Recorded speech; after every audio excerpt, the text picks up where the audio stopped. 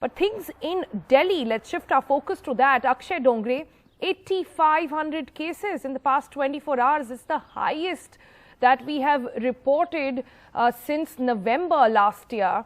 39 patients have died in the past 24 hours as well. That's the highest since December. And in Delhi now, increasingly the problem is not just of the numbers going up, but hospitals becoming hotspots, where we've seen AIIMS, about 30 medical workers there contracting the virus. At Gangaram Hospital, two of these really, pillars of how medical facilities run in the national capital, they have turned into hotspots. How exactly are things being managed there now?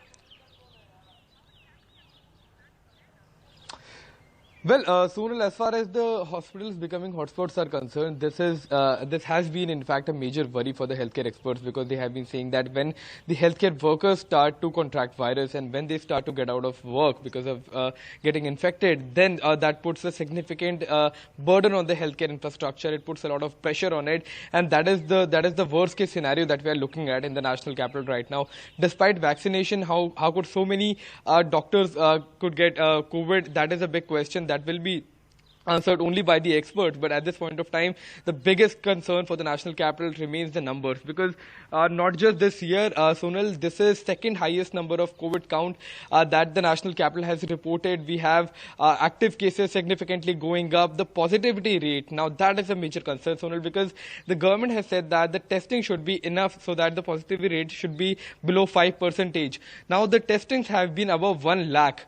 Still the positivity rate is above 7%. And this all is happening despite the Delhi government in the last Zero survey announcing that in the national capital, about 50% people have seroprevalence.